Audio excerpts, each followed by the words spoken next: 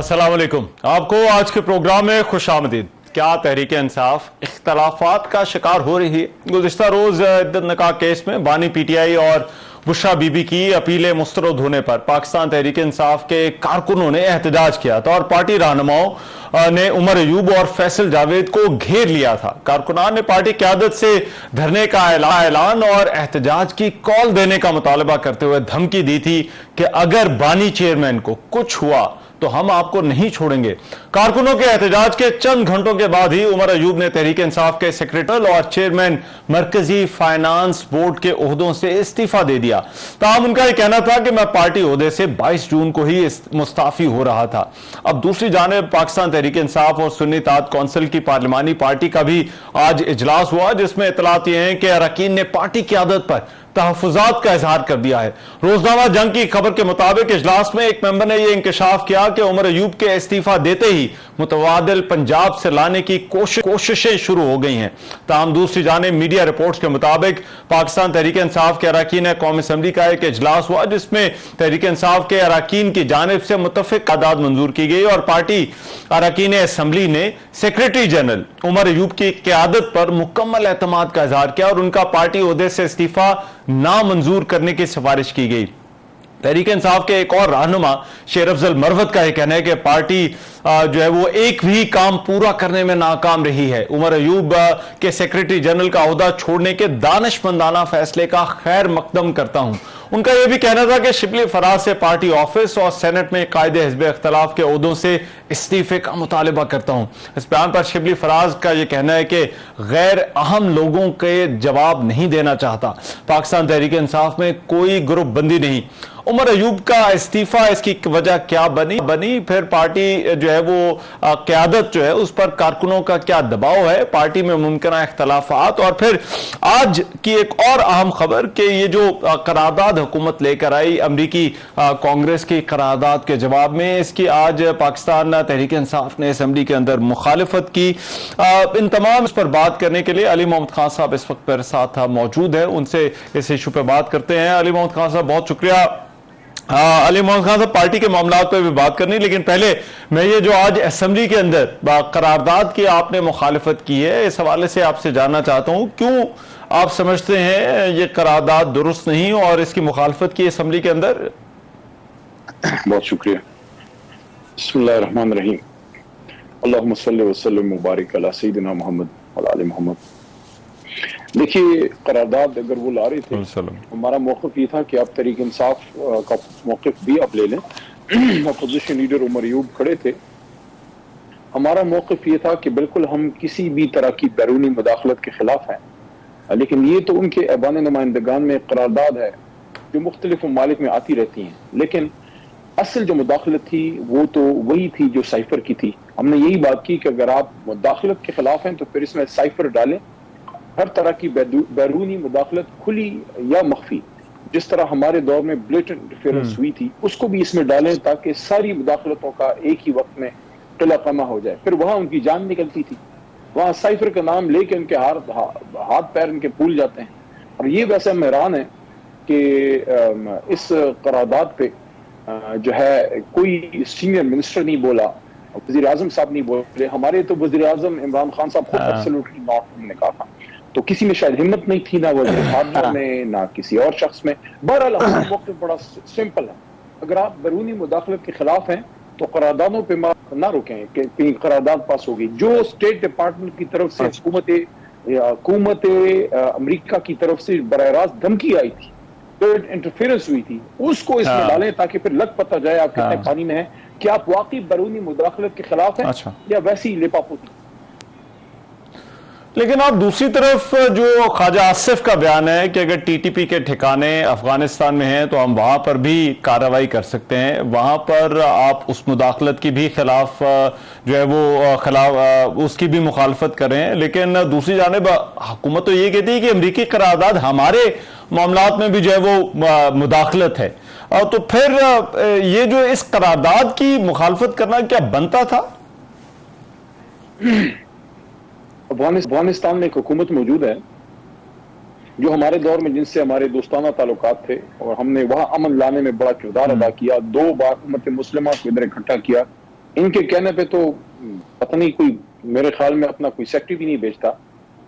तो हमने जब माहौल बेहतर किया और काबुल और इस्लामाबाद के बीच में दहाइयों बाद ताल्लुकात बेहतर हुए और बहुत ही एक अच्छा कोर्डियल माहौल बन रहा था, तो हमारा मौक़िफ़ ये है कि सबसे पहले आप उनकी हुकूमत को एंगेज कीजिए, आप उनके जो सदर हैं, उनके जो जिम्मेदार लोग हैं, वज़ीर ख़ारजा हैं आमिर खान मुत्तकी साहब हैं, उन लोगों को आप एंगेज करें, वहां उनकी निशानदही करें।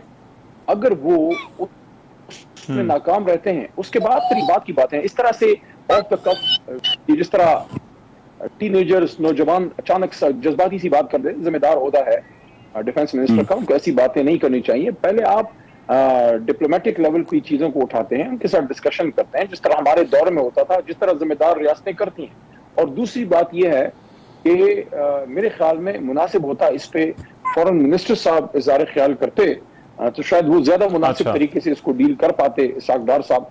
लेकिन जिस तरह ख्वाजा आसिफ ने बात की है, ये तो वो सर्कस के शेरों वाली बातें, आप एक दूसरे को धमकियां देना, ये चीजें करना, जिम्मेदार लोग, जिम्मेदार रियासतें ऐसे इन मामलात को डील नहीं करती। मेरे ख्याल में स्टेट टू स्टेट इसको आप डील कीजिए। हमारी जमात का मौक़िफ़ ये है, और हम सब पाकिस्तानी, महबूब वतन पाकिस्तानी हैं, हम भी उतने ही महबूब वतन है जितना ख्वाजा आसिफ या शहबाज शरीफ हो सकते हैं। लेकिन जो एक आपस में डिसएग्रीमेंट है, वो इसको डील करने के तरीक़ेकार पे है। आप इसको एक जिम्मेदार तरीके से रियासत को आप जिस तरह डील करते हैं, आप डील कीजिए, काबुल को एंगेज कीजिए, मसाइल का हल निकल आएगा इंशाल्लाह। देखिए, आप मुदाखलत के हक में नहीं हैं, आपका जो साइफर पर मौक़िफ़ था एब्सोल्युटली नॉट वाला, वो भी सामने है। लेकिन हुकूमत इस करारदाद में भी तो यही कह रही है कि आप हमारे अंदरूनी मामलात में मुदाखलत नहीं कर सकते। तो उनका जो मौक़िफ़ है मुदाखलत की, मुखालफत का, उसमें और आपके मौक़िफ़ में फिर फ़र्क क्या है? दोनों के मौक़िफ़ में फ़र्क ये है कि इमरान खान साहब ने जब अमरीकी बैरूनी मुदाखलत हुई, उस पर नेशनल सिक्योरिटी कमेटी का इजलास बुलाया, वहां से एलामिया जारी हुआ, और फिर अमरीकी दफ्तर खारजा के सफीर साहब को, जिम्मेदार लोगों को बुला के उनको डिमार्च किया गया। तो अगर शहबाज शरीफ साहब समझते हैं कि वो एब्सोल्युटली नॉट कहना चाहते हैं, मेरे ख्याल में उनको कल सुबह ही सुबह नेशनल सिक्योरिटी कमेटी की मीटिंग बुलानी चाहिए, और उसमें आप एलामिया जारी करें, और जिस तरह इमरान खान साहब ने डिमार्च किया था, आप डिमार्च करें, हिम्मत पैदा करें। ये इस तरह थर्ड टियर लीडरशिप से करारदाद पेश करवा देना और उधर से स्पीचें करा देना, इससे एब्सोल्युटली नॉट नहीं होता। जो एब्सोल्युटली नॉट कहते हैं उनको इमरान खान कहते हैं। राइट। लेकिन अब ये जो पार्टी के अंदर चल रहा है अली महमूद खान साहब, ये इस्तीफे आ रहे हैं और कहा यह जा रहा है और भी आ सकते हैं। क्या हो रहा है पार्टी के अंदर, क्या इख्तलाफात हैं? देखिए, मैं तो इस जमात में शायद आधी जिंदगी तो मैं नहीं कहूंगा, लेकिन दहाई से ऊपर हो गया है। देखिए, तहरीक इंसाफ में एक ही ग्रुप है, वो है इमरान खान ग्रुप। जो इससे अपने आप को बड़ा समझता है, तो बड़े बड़े हमने तुरमा देख लिए, आज वो किधर है? जो अपने आप को समझते थे कि पता नहीं पाकिस्तान शायद उन्होंने अपने कंधों पे उठाया हुआ है। तहरीक इंसाफ में कोई ग्रुप नहीं है, तहरीक इंसाफ में एक ग्रुप है, वो है इमरान खान ग्रुप, और वही तहरीक इंसाफ है। और अगर कोई शख्स किसी को कोई रिजर्वेशन है ओहदों पे या किसी चीज पे, तो ये वक्त इन चीजों का नहीं है। और मैं समझता हूँ तमाम जिम्मेदार लोगों का इसका एहसास भी है। इस वक्त एक ही जिम्मेदारी है, असीरान बशमूल इमरान खान साहब की रिहाई और मैंडेट की वापसी, तीसरा नुक्ता ही कोई नहीं है। राइट। लेकिन जो कारकुनान है, जिस तरह से कल उमर अयूब का घेराव किया गया उस फैसले के बाद, तो ये जो कहा जा रहा है कि पार्टी की क़यादत पर, लीडरशिप पर कारकुनों का बहुत दबाव है, तो क्या वाकई ये दबाव लीडरशिप पर है? देखिए, कारकुनान का बहुत भरपूर उनका मुतालबा है एहतजाज का। तो जो जिम्मेदार ओहदों पे हैं, मेरे पास तो कोई ओहदा नहीं है, ना एहतजाज की कॉल कर सकता हूँ, ना मैं पार्टी के लिए फैसले कर सकता हूँ। हाँ, पार्टी के फैसलों पे अमल दरामद हम कर सकते हैं। जब एहतजाज की कॉल हुई है, कारकुन निकले हैं, जब एहतजाज की कॉल हुई है मैं भी निकला हूँ। लेकिन कारकुनान की तरफ से एहतजाज की बहुत भरपूर डिमांड है, और मेरे ख्याल में जो भी लीडरशिप आती है और जो मौजूदा है, उनको इस चीज को जरूर मद्देनजर रखना होगा कि इमरान खान साहब की रिहाई के लिए एहतजाज एक सबसे भरपूर एक आपके पास मौसर एक हिकमत अमली उसके लिए होनी चाहिए। इमरान खान साहब की रिहाई के लिए पार्लियामान में भरपूर आवाज उठाई गई, अदालती महाज पे भी कोशिशें जारी हैं, लेकिन मेरे ख्याल में एहतजाजी जो मार्का है उसमें ज्यादा कोशिश करनी चाहिए थी, और मेरे ख्याल में लीडरशिप को इसका एहसास है भी। जो भी अब जनरल सेक्रेटरी आएंगे या जो अभी चेयरमैन बैरिस्टर गौहर साहब हैं, उनको ज्यादा तंदही से इस पे काम करना होगा, और इसका एहसास उनको है भी। अच्छा। और पार्लियामेंट्री पार्टी को भी इसका एहसास है, इसीलिए परसों बैरिस्टर गौहर साहब खुद तशरीफ ले गए थे लाहौर, लेकिन इसमें अब तेजी लानी होगी। ठीक है, राइट। और नए सेक्रेटरी जनरल का कोई फैसला हो गया है? कोर कमेटी या पार्लियामेंट्री पार्टी में तो कोई डिस्कशन इसके हवाले से नहीं हुई। मेरे ख्याल में ये सोल प्रेरोगेटिव जनाब इमरान खान साहब का है। खान साहब जिसका हुक्म करेंगे पार्टी उसके साथ जाएगी, क्योंकि ये वक्त ओहदों की लड़ाई का नहीं है। मैं बार बार ये कह रहा हूं, ये वक्त इस वक्त पार्टी को यकजा और मुतहिद रखने का है, और ओहदा जहां इज्जत लाता है साथ बहुत बड़ी रिस्पॉन्सिबिलिटी भी लाता है। तो खान साहब जिसको भी ये ओहदा देंगे, जिम्मेदारी देंगे, पूरी पार्टी उसके साथ खड़ी होगी इंशाल्लाह। लेकिन लीडरशिप, ठीक है, राइट, लेकिन लीडरशिप जो है वो क्या इससे ज्यादा कुछ कर सकती है जो अभी कर रही है? क्योंकि कुछ तो आपके रहनुमा कहते हैं हम बाहर निकलते हैं तो हम पर केस हो जाता है या गिरफ्तार कर लिया जाता है, तो जो है वो मौजूदा माहौल के अंदर क्या जो लीडरशिप है पार्टी की वो इससे बढ़कर कुछ कर सकती है जो अभी कुछ हो रहा है रिहाई के लिए या तहरीक के लिए? मुख्तलिफ स्ट्रेटजीज उसके लिए बनाई जा सकती हैं। ऐसे तो कभी भी नहीं होता कि आप एहतजाज की कॉल दें और हुकूमत आपके लिए पानी की सबीली लगाएं। मुश्किलात तो होती हैं। खान साहब खुद 300 दिनों से जो है वो जेल में हैं। मेरे जैसे लोगों ने भी 70 और 80 और दिन, और बहुत से लोग 400 दिनों से जेल में हैं। तो एहतजाज में तो पकड़ धकड़ होती है, इन चीजों से डरना नहीं चाहिए। और पुरअमन एहतजाज ही हमारा जो है मुतमई नजर है, और पुरअमन एहतजाज का हक हमें आइन देता है, कानून देता है। एक लोगों की गिरफ्तारी के बाद आप रिलीज हो जाते हैं, इसमें क्या है बड़ी बात? राइट। और लास्टली ये जो मुज़ाकरात वाली बात चली, मुझे मालूम है आप हामी हैं मुज़ाकरात के, लेकिन अभी जो बयानात हमने देखे हैं मुज़ाकरात को मशरूत कर दिया गया है जो असीरान हैं, लीडरशिप है उसकी रिहाई से। तो वो जो अचकज़ई साहब को मैंडेट दिया था, क्या वो उनके पास अब भी है बातचीत का? देखिए, अचकज़ई साहब का मुझे ज्यादा नहीं पता। उन मामलात को असद कैसर साहब ही डील करते हैं। मौलाना फजल रहमान साहब और अचकज़ई साहब वाले मामलात वही डील करते हैं। मैं तो इस बात का हामी हूँ और कायल हूँ कि जो कोई भी इसमें अपना किरदार अदा करना चाहता है उसको करना चाहिए और उसको इनकरेज करना चाहिए। सियासी फोर्सेस को बैठ के इन मसाइल का हल निकालना चाहिए, और इस पे जो है मीनिंगफुल डायलॉग करना चाहिए। जो इमरान खान साहब ने लफ्ज़ यूज किया था ना, मीनिंगफुल, यानी कि नतीजा खेज, असीरान की रिहाई और मैंडेट की वापसी, इस पे जब भी कोई गुफ्तगू करना चाहे मेरे ख्याल में उसको डिस्करेज नहीं करना चाहिए। गुफ्तगू से ही मामलात का हल निकलता है, लेकिन गुफ्तगू का मतलब ये नहीं है कि हम हुकूमत के साथ बैठ के या तो वजारतें ले लें या उसके साथ बैठ के बड़े अच्छे से हम गपशप शुरू कर दें और उनके साथ मईशत पे और पता नहीं किसी चीज पे चार्टर साइन करना चाहिए। असीरान की रिहाई, मैंडेट की वापसी, ये दो बुनियादी काम हो जाए, उसके बाद तो जिंदगी पड़ी है। पार्लियामेंट में हमने करना क्या है? पार्लियामेंट में चीजों पे डिस्कशन होनी है, लेकिन पहले दो बुनियादी असीरान की रिहाई, मैंडेट की वापसी, इस पे अगर कोई सैर हासिल नतीजा निकलता है तो उसके बाद दुनिया के हर मसले पे हम गुफ्तगू कर सकते हैं। राइट, बहुत शुक्रिया। आली मोहम्मद खान साहब हमारे साथ मौजूद थे और पार्टी की जो सियासत है उस हवाले से बात कर रहे थे। प्रोग्राम में भी एक ब्रेक शामिल करते हैं, वापस आते हैं इस ब्रेक के बाद। Welcome back after the break. कौमी असम्बली ने वफाकी बजट 2024-25 कसरत राय से मंजूर कर लिया। फाइनेंस बिल जो है वजीर खजाना मोहम्मद औरंगजेब ने पेश किया, जिसकी कौमी असम्बली में शक्वार मंजूरी दी गई। कौमी असम्बली में बजट मंजूरी के अमल के दौरान पीपुल्स पार्टी ने पेट्रोलियम डेवलपमेंट लेवी में कमी की तरामीम वापस ले ली, जबकि अपोजिशन की तमाम तरामीम मुस्तरद कर दी गई। 170 अरकान असम्बली ने पेट्रोलियम डेवलपमेंट लेवी में कमी के खिलाफ वोट दे दिया, जबकि 84 अरकान ने लेवी में कमी की हमायत की। इस तरह पेट्रोलियम लेवी में कमी की अपोजिशन की तरामीम कसरत राय से मुस्तरद हुई। तमाम वजीर खजाना ने खुद ही फिर इसमें कमी का ऐलान कर दिया। एक तरफ हुकूमत खजाना खाली होने और कर्ज लेकर बजट बनाने का रोना रो रही है, तो दूसरी तरफ आज कौमी असम्बली में अरकान की तनख्वाहों और मराहत से मुतालिक जो तरमीम थी वो कसरत राय से मंजूर हुई। अरकान पार्लियामेंट की तनख्वाह और मरात एक्ट में तरमीम फाइनेंस बिल के जरिए की गई और पीपल्स पार्टी के अब्दुल कादिर पटेल ने यह मरात बढ़ाने की तरमीम पेश की। दूसरी जानिब पंजाब असम्बली में जो है वो आज वहां पर भी शदीद हंगामा आराई होती रही, जिसके बायस बजट मंजूरी मौखर कर दी गई।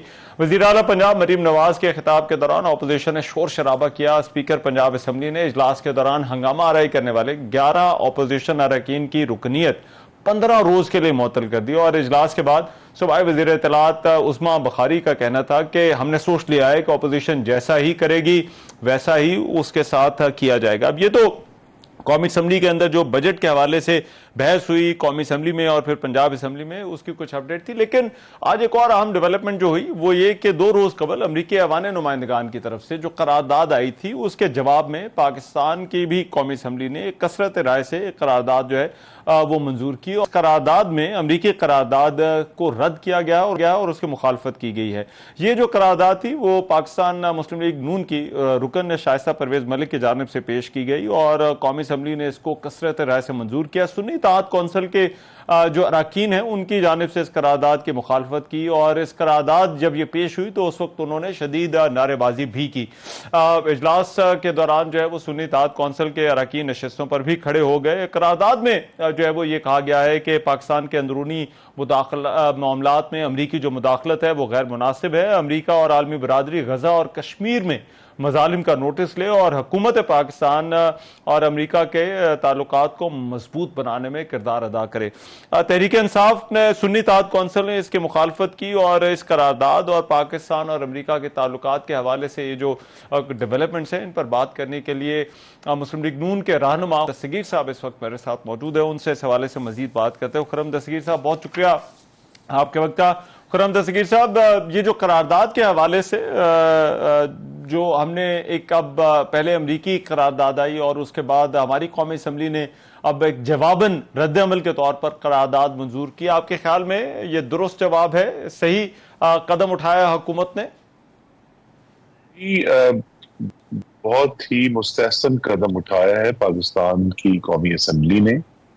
देखिए, हमें फर्क करना है कि जो सोच होती है किसी भी जो दफ्तर खारजा की या मिनिस्ट्री की, वो अपनी जगह पर है, लेकिन मुंतखब ऐवान जो है वो ज्यादा खुलकर बात कर सकते हैं फॉरेन अफेयर्स के ऊपर, चूंकि उनकी अपनी अलग हैसियत है। तो लिहाजा आज अगरचे ये करारदाद भी बड़ी मोहतात है, लेकिन ये इरादा कि पाकिस्तान की खुद मुख्तारी हमारे लिए सबसे कीमती असासा है और हम उसका तहफ़्फ़ुज़ करेंगे और जो इस खुद मुख्तारी के अंदर दरअंदाजी की कोशिश करेगा उसकी मजम्मत करेंगे और उसको रजिस्ट करेंगे। तो इस लिहाज से ये जो अमरीकी अवान नुमाइंदगान की तरफ से एक करारदाद आई थी उसका जो दुरुस्त जवाब है वो फॉरेन ऑफिस की तरफ से नहीं बल्कि पाकिस्तान की पार्लियामेंट से आना था, जो अल्हम्दुलिल्लाह आज आ गया। राइट, लेकिन ये करारदाद जो कांग्रेस की तरफ से आई, इसको एक तरह से जो है वो विल ऑफ द हाउस भी जो है वो कहा जाता है या एक्सप्रेशन जो उनका है। अमरीकी इंतजामिया को क्या इससे अलग किया जा सकता है इस करारदाद से, या फिर जो है वो आपके ख्याल में इस करारदाद का असर होगा जो कुछ अमरीकी इंतजामिया करती है अमेरिका में जो एग्जीक्यूटिव करते हैं? नहीं, ये आमतौर पे इस तरह के रेजोल्यूशन हर पार्लियामेंट में पास किए जाते हैं और बराह रास्त ये पॉलिसी पर किसी भी तरह असरअंदाज नहीं होते। पॉलिसी की कैलकुलेशन जो मुख्तलिफ ममालिक करते हैं वो अलहदा होती हैं। इसलिए मैंने कहा कि हमेशा जो है जो ऐवान होते हैं या मुकर्रना होती है वो ज्यादा खुलकर बात कर सकते हैं बजाय ये कि फॉरेन ऑफिस के जिन्होंने दूसरी गवर्नमेंट से डील करना होता है। लेकिन पाकिस्तान को ये अब समझनी चाहिए बात जो इस रेजोल्यूशन से यूएस हाउस ने पास किया है कि जो यूएस में इस वक्त हिंदुस्तान की लॉबी काम कर रही है। यूएस में इस वक्त सबसे बड़ी चाइना के खिलाफ जो लॉबी काम कर रही है वॉशिंगटन में, और उसमें फिर एक हमारी जो सियासी जमात है उसकी भी लॉबिंग शामिल हो गई है उस बड़े धारे में। तो पाकिस्तान की हुकूमत के लिए ये जरूर सोचने का मुकाम है कि हमने जो एक बड़ा तंग रास्ता है जिसमें हमने अमेरिका के साथ भी अपने ताल्लुकात को कायम रखना है IMF की वजह से और दूसरे जो इंटरनेशनल वेस्टर्न फाइनेंशियल इंस्टीट्यूशन हैं। और हालिया सालों में पाकिस्तान की मदद को जो मुल्क सबसे ज्यादा आया है और रिलायबली आया है वो चीन है, तो चीन के साथ भी अपने ताल्लुकात कायम रखने और इसी तनाजुर में हमें देखना चाहिए कि ये जो अमरीकी अवान नुमाइंदगान की करारदाद है ये एक रिएक्शन है जो वज़ीर-ए-आज़म शहबाज शरीफ साहब का दौरा हुआ है बीजिंग का और उसके जो फॉरेन कॉन्सिक्वेंसेस जो हैं वो हमने देखे उस एलामिये में और फिर जो है वो दौरे शुरू हो गए हैं चीनी वज़रा के यहाँ जो पाकिस्तान में आ रहे हैं। तो अमेरिका में जो अलार्म है चीन के बारे में वो भाड़ा है और उसके छींटे पाकिस्तान पर भी आ रहे हैं। और ये जो तहरीक इंसाफ ने सुन्नी इत्तेहाद कौंसिल ने वो उसकी मुखालफत की है आज असेंबली में इस करारदाद की जो पेश की गई और मंजूर हुई, इस मुखालफत को आप किस तरह से देखते हैं? जी ये इंतहाई मज़मूम बात है और ये वो लोग जो पाकिस्तान में अपने सियासी मकासद हासिल करने के लिए किसी दूसरे मुल्क को इस्तेमाल करें वो फिर मैं बड़े अदब से कहूंगा कि पाकिस्तान के दोस्त नहीं है, पाकिस्तान की हिमायत नहीं कर रहे, वो पाकिस्तान को मजबूत नहीं कर रहे। और हमें ये भी ज़हन में होना चाहिए कि ये पहली दफा नहीं है। अभी चंद दिन पहले ज्यादा देर नहीं गुजरी IMF को भी एक बाकायदा खत लिखा गया, उससे पहले उनके दरमियान मुस्तकिल ये डिस्कशन रहती थी। फाइनेंस उनके मिनिस्टर्स जो थे 2 साल पहले कि जनाब हम तो हर बार आजमाएंगे जिसके जरिए पाकिस्तान की IMF के साथ नेगोशिएशन जो हैं उनके अंदर नुकसान हो पाकिस्तान का। तो ये जो सोच है कि अपने सियासी इक़्तिदार के लिए पाकिस्तान के मफादात की भेंट चढ़ा देना, ये हमेशा से PTI सोच रही है और आज हमने फिर उसका मुजाहरा किया है। लेकिन देखिए खुर्रम दस्तगीर साहब, वहां पर तो हो ये रहा है कि जो इवन लीडरशिप भी है वो भी एक तरफ तो वो इस करारदाद की मुखालफत करे लेकिन दूसरी तरफ वो उस करारदाद का खैर मकदम भी कर रहे हैं। आरिफ अलवी ने जिस तरह से उस करारदाद का खैर मकदम किया, तो ये क्या इस पर इत्तफाक राय पैदा करना इस इशू के ऊपर वाकई इतना मुश्किल है? ये बदतरीन मौका परस्ती है। देखिए वो जमात जिसने 1 साल पाकिस्तान के रहने वालों को धोखा दिया, उनसे झूठ बोला, उन्हें गुमराह किया कि एब्सोल्युटली नॉट और क्या हम गुलाम हैं, तो फिर जवाब, और ये जो हालिया अब 2-3 दिन गुजरे हैं, जवाब ही आता है कि वो सब लोग जो ये सवाल पूछते थे क्या हम गुलाम हैं, उन्होंने अपने हालिया हरकतों से साबित किया है कि जी हाँ वो ही गुलाम है। और वो लोग जिन पर इल्जाम लगाया जाता था उनने आज कौमी असेंबली में साबित किया है कि हम गुलाम नहीं हैं और हम उनका जवाब दे सकते हैं। अच्छा, राइट। और ये जो ऑपरेशन अज़म इस्तेहकाम वाला मामला है, इस पर भी आज अपोजिशन ने, पार्लिमानी जमातों ने इजलास किया और जो ख्वाजा आसिफ ने अब बयान दिया कि हम अफगानिस्तान में भी TTP के ठिकानों को निशाना बना सकते हैं, उसकी भी मुखालफत कर दी है। तो आपके ख्याल में वो मुखालफत क्यों हो रही है? जानना चाहता हूं कि पिछले 2.5 साल से, 3 साल बल्कि होने वाले हैं, जब से इमरान खान और उस वक्त की जो अस्करी क़यादत थी उन्होंने ये फैसला किया कि तहरीक तालिबान पाकिस्तान के दहशतगर्दों को पाकिस्तान में आम माफी देकर वापस लाया जाएगा। पाकिस्तान में, और ये बात कम लोगों को ज़हन में आई है कि 2000 से जायद पाकिस्तानी फौजी और शहरी दहशतगर्दी के हाथ हलाक हुए हैं पिछले 3 सालों में।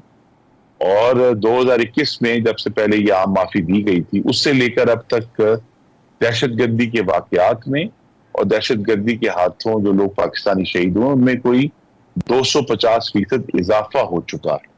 तो ये बड़ा संजीदा मामला है, लेकिन दहशतगर्दी के खिलाफ तो पार्लियामेंट्री पार्टी खड़ी नहीं होती कि जनाब हम दहशतगर्दी के खिलाफ हैं और हम इसको, तो ये जो इरादा है कि जी वो ख्वाजा आसिफ साहब के बयान के ऊपर, कि पाकिस्तान की जो सिक्योरिटी एजेंसीज हैं वो एक दफा नहीं दर्जनों दफा ये कह चुकी हैं कि पाकिस्तान के अंदर जो हालिया दहशतगर्दी हुई है पिछले 3 सालों में 2021 के वस्त से लेकर अब तक, वो उसके तमाम जो ताने बाने हैं वो अफगानिस्तान से जाकर मिलते हैं, वहां से सपोर्ट आती है, वहां से मटीरियल जो मुख्तलिफ वेपन्स हैं वो आते हैं। तो लिहाजा पाकिस्तान ने अगर अपनी खुद मुख्तारी का दिफा करना है तो उसको फिर हर हद तक जाना होगा ताकि पाकिस्तानियों की जानें बचें। और यही मेरा सवाल रहेगा आज की अपोजिशन से कि जहां भी पाकिस्तानियों की जानें बचाने का मामला आता है, पाकिस्तान की खुद मुख्तारी का मामला आता है, चाहे वो अफगानिस्तान के इशू में है, चाहे वो अमेरिका के खिलाफ है, पाकिस्तान की खुद मुख्तारी को ये बहुत खुशी से कुर्बान कर देंगे अपने सियासी मफादात के ऊपर। राइट, ठीक है, बहुत शुक्रिया। खुर्रम दस्तगीर साहब हमारे साथ मौजूद थे और बात हो रही थी कि कौमी असम्बली की करारदाद के हवाले से। प्रोग्राम में अभी एक ब्रेक शामिल करते हैं, वापस आते हैं इस ब्रेक के बाद। Welcome back. ऑपरेशन अज़म इस्तेहकाम पर मुकम्मल सियासी इत्तफाक़ राय अभी तक नहीं हो सका और अपोजिशन जमातों की जानिब से मुसलसल तहफ़्फ़ुज़ात का इज़हार किया जा रहा है। अमरीकी नशरियाती इदारे को दिए गए एक इंटरव्यू में वज़ीर दिफा ख्वाजा आसिफ ने कहा कि ऑपरेशन अज़म इस्तेहकाम के तहत ज़रूरत पड़ी तो कलदम तंजीम की सरहद पार पनाहगाहों को भी निशाना बनाया जा सकता है। ख्वाजा आसिफ ने कहा कि अफगानिस्तान में दहशत गर्दों की पनाहगाहों को निशाना बनाना आलमी कवानीन के खिलाफ वर्जी नहीं, क्योंकि वहां से पाकिस्तान में दहशत गर्दी एक्सपोर्ट हो रही है। उनका यह भी कहना था कि कलदम TTP से कोई मुज़ाकरात नहीं हो सकते। अज़्म इस्तेहकाम की पॉलिसी कोई जल्दबाजी में नहीं बनाई, लेकिन मुल्क में सियासी माहौल कुछ इस किस्म का है कि जमातें और ग्रुप्स अपने सियासी फायदे के लिए कोई स्पेस नहीं देना चाहते। इस मामले पर साबिक स्पीकर कौमी असम्बली असद कैसर का कहना था कि हमने ख्वाजा आसिफ के बयान के खिलाफ हम खड़े हैं और अज़्म इस्तेहकाम ऑपरेशन के खदोखाल का हमें नहीं पता ये चाहते क्या हैं। हम मुल्क को अनारकी की तरफ लेकर नहीं जाना चाहते और हमारी पॉलिसी ये है कि हम अपने मुल्क के अंदर किसी को मुदाखलत की इजाज़त नहीं देते। मुशीर इत्तलात खैबर पख्तूनख्वा बैरिस्टर मोहम्मद अली सैफ का यह कहना था कि सूबे में कोई भी नया ऑपरेशन अगर होगा तो खैबर पख्तूनख्वा हुकूमत की इजाज़त से होगा।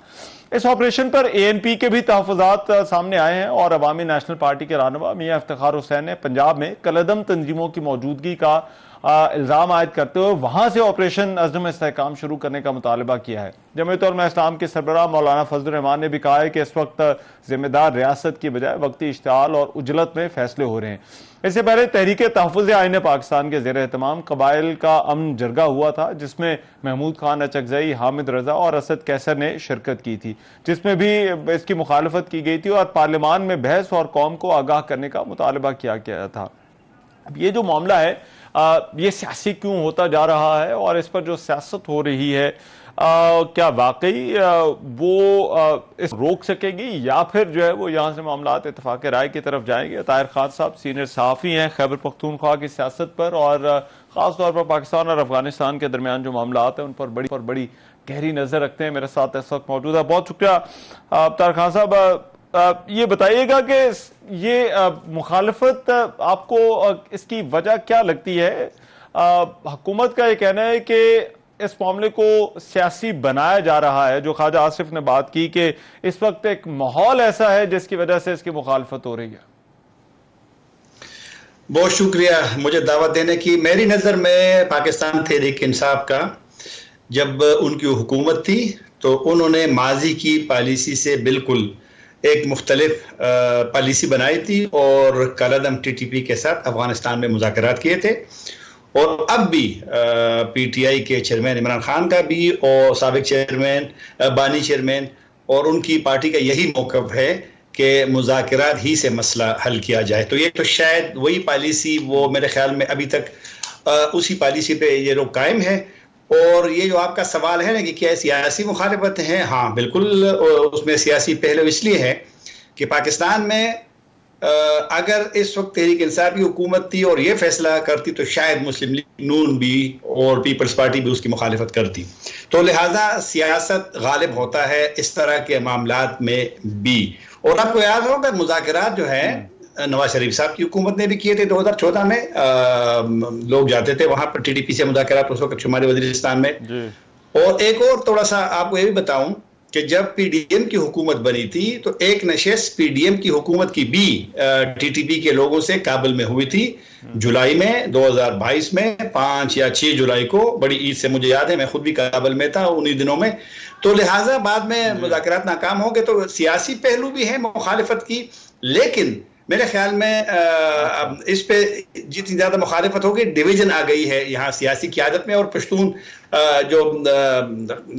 पश्तून जो नेशनलिस्ट पार्टीज है या चूंकि पीटीआई का भी एक पावर बेस तो अभी खैबर पख्तूनख्वा ही है, तो लिहाजा ये पहलू भी है कि सियासी भी बिल्कुल उसमें है। लेकिन इससे पहले हमने देखा कि खैबर पख्तूनख्वा में सियासत और रियासती मामलात जो हैं वो उनको पार्टियां एक तरह से अलग अलग भी देखती हैं। फाटा के इंजमाम का जिस तरह से मामला था, यहाँ पर बड़ा अहम होगा कि खैबर पख्तूनख्वा की हुकूमत क्या रद्द-ए-अमल जो है वो देती है।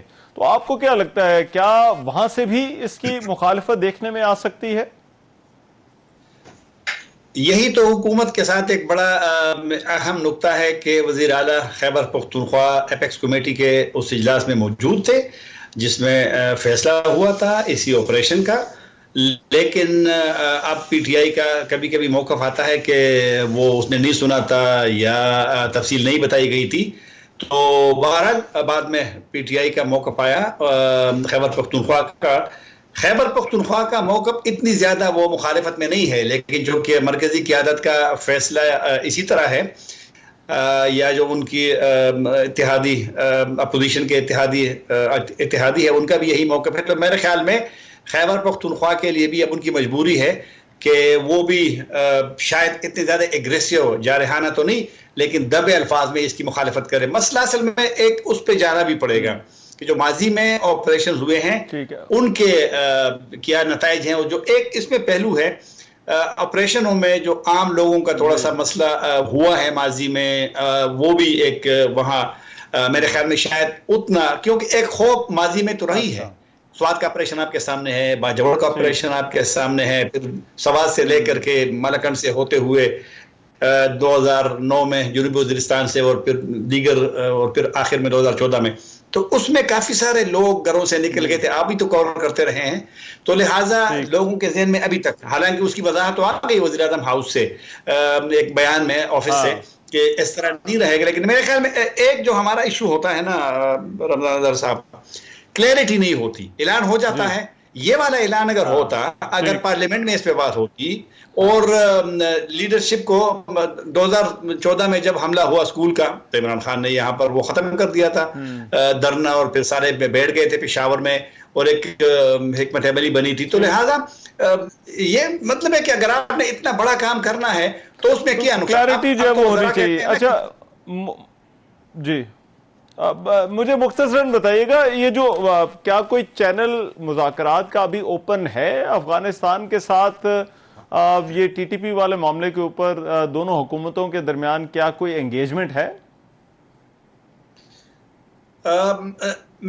जो मेरी मालूमात है, पाकिस्तान का अभी भी एक लिहाज से रियासती इदारों का एक मौक़िफ़ है कि अगर कोई भी ओपनली नहीं, पब्लिकली नहीं, कोई इसमें रोल अदा कर सकता है तालिबान अफगान हुकूमत से, कोई और हो, कोई पार्टी हो, फजलुर्रहमान हो, दीगर हो, चौथा हो, पांचवा हो, लेकिन वो अपने उसमें लेकर के अगर मसले की हल की तरफ जा सकते हैं। लेकिन रियासत का यही फैसला है कि अभी हम नहीं करेंगे। अफगान हुकूमत के साथ इस वक्त बदएतमादी बहुत ज्यादा है। ख्वाजा साहब का बयान मेरी नजर में उस जो पहले से एक टेंशन है, पहले से बदएतमादी है, पहले से एक दूरी है, तो उसके बाद ये बयान आना, ये फिर आपके जो इम्कानात होते हैं, मुमकिनात होते हैं, उसको मजीद नुकसान पहुंचाता है। अगर कोई इस्लाह की, अगर कोई मसले की हल वो कम कर देगा। राइट, बहुत शुक्रिया। बहुत शुक्रिया। ताहिर खान हमारे साथ मौजूद थे और बात कर रहे थे इन मामलात पर। एक ब्रेक, वापस आते हैं इस ब्रेक के बाद। Welcome back. सुप्रीम कोर्ट ने आज तौहीन अदालत केस में रहनुमा एमके मुस्तफा कमाल और सेनेटर फैसल वाडा की माफी कबूल कर ली और दोनों के खिलाफ तौहीन अदालत का नोटिस भी वापस ले लिया। केस की समाअत के मौके पर चीफ जस्टिस काजी फायज ईसा ने मुस्तफा कमाल और फैसल वाडा से मुकालमा करते हुए कहा कि आप पार्लियामान में आवाम की नुमाइंदगी करते हैं, हम आपकी इज्जत करते हैं और उम्मीद है आप भी हमारी इज्जत करें। दूसरी जानब सुप्रीम कोर्ट ने टीवी चैनल्स को शो कॉज नोटिस जारी कर दिए हैं, जिसमें कहा गया है कि नोटिस का जवाब चैनल्स मालिकान और चीफ एग्जीक्यूटिव के मुश्तरका दस्तखत से जमा होगा। शो कॉज नोटिस के जवाब में प्रेस कॉन्फ्रेंस से जो है वो कमाई की तफसील भी दी जाएगी। चीफ जस्टिस का यह कहना था कि मीडिया की आज़ादी से मुतालिक हम बहुत मोहतात हैं। कोर्ट रिपोर्टिंग करने वाले मुआशरे में एक काम कर रहे हैं, जाकर बताते हैं ये हो रहा है, अब वो फैसले से पहले तनकीद शुरू कर दें तो क्या करें। समाअत के मौके पर अटॉर्नी जनरल का कहना था कि रऊफ हसन की प्रेस कॉन्फ्रेंस पर भी तौहीन अदालत की दरखास्त आई है, जिस पर चीफ जस्टिस ने कहा कि मैं अपने बारे में कही गई बात पर कार्रवाई नहीं करता। बचपन में वालिदा कहती थी जो कहता है वही होता है, हमें कोई शौक नहीं कि किसी के खिलाफ तौहीन अदालत की कार्रवाई करें। रवा साल मई के महीने में सेनेटर फैसल वाडा ने प्रेस कॉन्फ्रेंस की थी और कहा था कि अगर किसी ने पगड़ी उछाली तो पगड़ी को फुटबॉल बनाएंगे और डबल पगड़ी उछालेंगे। सुप्रीम कोर्ट ने इस प्रेस कॉन्फ्रेंस पर उसको नोटिस दिया था और मुस्तफा कमाल की भी फौरी माफी की इस्तदा थी, जिसको पहले मुस्तरद कर दिया था, लेकिन अब फैसल वाडा को मोहलत दी। फिर उसके बाद अब उन्होंने जो है वो कोर्ट रूम में माफी मांग ली और गैर मशरूत माफी मांगने से जो है वो उन्होंने पहले इनकार किया था, लेकिन अब जो है वो उन्होंने माफी मांग ली। बहरहाल आज उन्होंने माफी मांगी। जब वो बाहर निकले सुप्रीम कोर्ट के अहाते में उन्होंने सजदा किया। सजदा शुरू करने के बाद मीडिया से बात किए बगैर वो वहां से रवाना हो गए। वो कहते हैं कि all is well that ends well, तो मेरा ख्याल है इस मामले में भी कुछ ऐसा ही हुआ है। आज के प्रोग्राम से इजाजत दीजिए, अल्लाह ने के बाद।